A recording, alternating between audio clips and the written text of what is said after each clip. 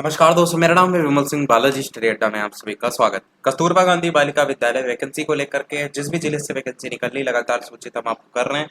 तो एक और उत्तर प्रदेश के जिले से वैकेंसी निकली, इसकी बात हम इस वीडियो में करेंगे।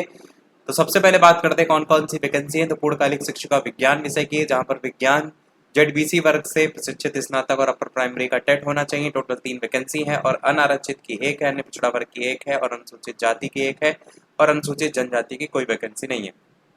पूर्णकालिक शिक्षिका गणित विषय में पीसीएम वर्ग से प्रशिक्षित स्नातक और अपर प्राइमरी का टेट होना चाहिए। 2 वैकेंसी, एक अनारक्षित, दो जो हैं दोनों की दोनों अनारक्षित की हैं। बाकी ये सामने मानदेय भी आपको दिया गया। पूर्णकालिक शिक्षिका सामाजिक विषय की अगर बात करें तो सामाजिक विषय भूगोल, इतिहास और नागरिक शास्त्र में से किसी एक विषय से प्रशिक्षित स्नातक और अपर प्राइमरी का टेट, एक वैकेंसी है, वो भी अनारक्षित में। अंशकालिक जो शिक्षिका है शारीरिक शिक्षा में स्काउट गाइड और शारीरिक शिक्षा जिसमें बीपीएड, सीपीएड, डीपीएड आदि उपाधि होनी चाहिए। 3 वैकेंसी हैं, एक अनारक्षित की है और 2 अनुसूचित जाति की है। अंशकालिक शिक्षिका कंप्यूटर शिक्षा की बात करें तो इसी से रिलेटेड आपका एनसीटी से मान्य बीएड या उसके समकक्ष एलटी इत्यादि प्रशिक्षित सम्मिलित है। इसके अंतर्गत कंप्यूटर पीजीडीसीए कोर्स, बीसीए या फिर बीएससी कंप्यूटर साइंस या स्नातक सहित डोइक या समकक्ष संस्था से ओ लेवल, ए लेवल कंप्यूटर डिप्लोमा आदि शैक्षिक योग्यता भी चाहिए होंगी। टोटल 3 वैकेंसी हैं, जिसमें से 2 अनारक्षित की हैं, एक आपकी अन्य पिछड़ा वर्ग में है। फिर अंशकालिक शिक्षिका कला या संगीत की अगर बात करते हैं तो यहाँ पर टोटल 2 वैकेंसी हैं और दोनों की दोनों जो वैकेंसी हैं वो आपकी एक वैकेंसी है अनारक्षित में और एक है अन्य पिछड़ा वर्ग में। जो अंशकालिक शिक्षिका है कला संगीत की, इसमें कला, क्राफ्ट और संगीत आदि विषय के लिए शैक्षिक योग्यता स्नातक उपाधि होनी चाहिए। पूर्णकालिक लेखाकार की भी वैकेंसी है, जहाँ पर आपका ग्रेजुएशन में जो कॉमर्स विषय होता है ना उससे होना चाहिए। एमएस ऑफिस पर काम करने का आपके पास अनुभव होना चाहिए, ज्ञान होना चाहिए। डोइक या समकक्ष लेवल से ओ लेवल का जो डिप्लोमा है उसको भी यहाँ पर मांगा गया है कि वो होगा तो आपको वरीयता दी जाएगी। एक जो वैकेंसी है वो टोटल है, जिसमें आपकी जो एक वैकेंसी है वो अनारक्षित में है यहाँ पर। इसके बाद मुख्य रसोइया की बात करते हैं तो यहाँ पर कक्षा 8 पास होना चाहिए। व्यक्ति को शारीरिक अक्षमता और संक्रामक रोग से ग्रस्त नहीं होना चाहिए, एक वैकेंसी वो भी अनारक्षित की है। सहायक रसोइया में भी कक्षा 8 पास और अभ्यर्थी को शारीरिक अक्षमता और शारीरिक रोग से जो संक्रामक रोग से ग्रस्त नहीं होना चाहिए। 4 वैकेंसी है, जिसमें से एक अनारक्षित में है, 2 वैकेंसी आपकी अन्य पिछड़ा वर्ग में है और एक वैकेंसी अनुसूचित जाति में है। ये वैकेंसी कहाँ से निकली, किस जिले से निकली है? तो ये वैकेंसी कन्नौज से निकली है। आप अपने कमेंट में जो जिला है वो बता दीजिएगा, जैसे कोई वैकेंसी आती है उस जिले को लेकर के हम आपको सूचित अवश्य जो है वो कर देंगे। तो कन्नौज से वैकेंसी है, कार्यालय जिला शिक्षा बेसिक शिक्षा अधिकारी कन्नौज, जिसमें बताया गया कि महानिदेशक स्कूल शिक्षा और राज्य जो परियोजना निदेशक है समग्र शिक्षा उत्तर प्रदेश लखनऊ, इसके पत्रांक संख्या, इसके शासनादेश संख्या, दिनांक 11 दिसंबर 2020 को देखते हुए जिलाधिकारी महोदय कन्नौज के अनुमोदन अनुपालन में जनपद में संचालित 5 कस्तूरबा जो आवासीय बालिका विद्यालय है उसमें ये वैकेंसी जो है वो निकाली गई है। साथ ही ये बताया गया है कि ये संविदा के आधार पर है। ये भी बताया गया है कि केवल और केवल महिला अभ्यर्थी ही इसमें आवेदन कर सकते हैं, पंजीकृत डाक के माध्यम से कर सकते हैं और कार्यालय जिला बेसिक शिक्षा अधिकारी कन्नौज में निर्धारित प्रारूप पर 15 अक्टूबर 2024 इसकी लास्ट डेट है। शाम के 5 बजे तक आप इसमें आवेदन कर पाएंगे इसी तारीख पे। बाकी पंजीकृत डाक के अलावा किसी भी प्रकार से आवेदन माना नहीं जाएगा। अब थोड़ी सी शर्तों की बात कर लेते हैं, जिसमें सबसे पहली शर्त यह है कि ये चयन पूरी तरीके से जो ये पात्रांक संख्या है ना उस पर बेस्ड होगा।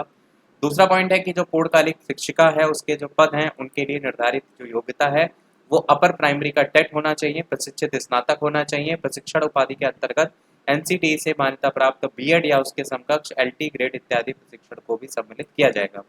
तीसरे पॉइंट में बताया गया अभ्यर्थी की जो मिनिमम एज है वो 1 अप्रैल 2024 को 25 साल से कम और अधिकतम 1 अप्रैल 2024 को 45 वर्ष से ज़्यादा जो है वो नहीं होनी चाहिए।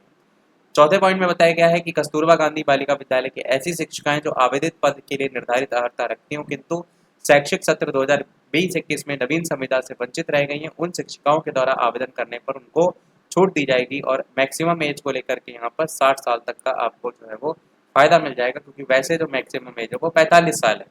कस्तूरबा गांधी बालिका विद्यालय की ऐसी शिक्षिकाएं जो नवीन संविदा से वंचित रह गए उनके आवेदन करने पर उन्हें पूर्व में कार्यरत रहने के प्रत्येक शैक्षिक सत्र के लिए 2% का भारांक भी दिया जाएगा अगर आप पहले से कार्यरत हैं, परंतु ये जो भारांक है वो 30% से ज़्यादा जो है वो नहीं दिया जाएगा। आगे है कि कस्तूरबा गांधी आवासीय बालिका विद्यालय में शैक्षिक स्टाफ जैसे कि पूर्णकालिक शिक्षिका, अंशकालिक शिक्षिका, उर्दू शिक्षिका, इनके पद पर जो चयन होगा वो सीधे मेरिट के आधार पर होगा।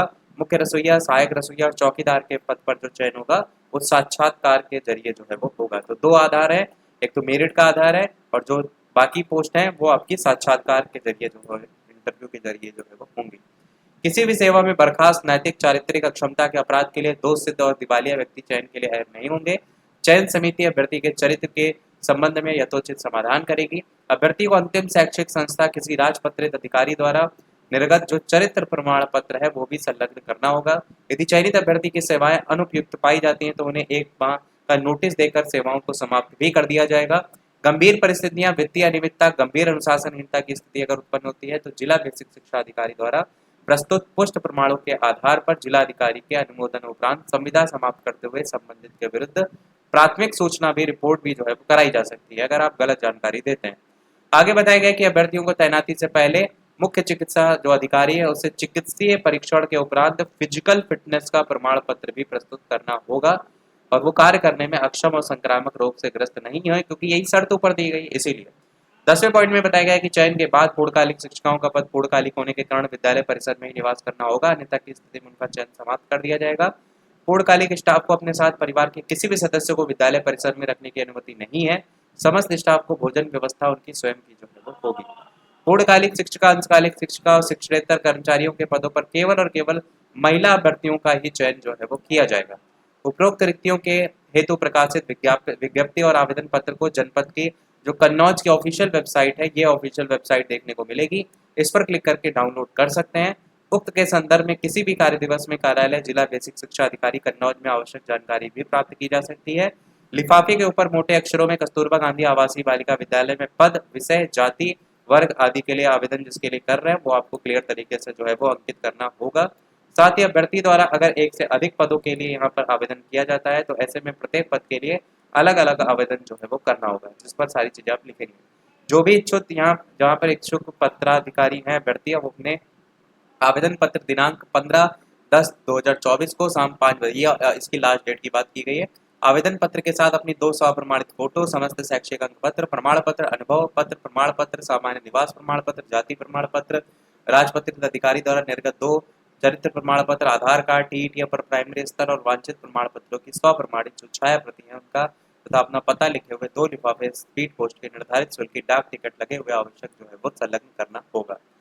बाकी यहाँ पर यही बताया गया कि जो अनुबंध होता है ना 11 माह 29 दिन के लिए टोटल होता है।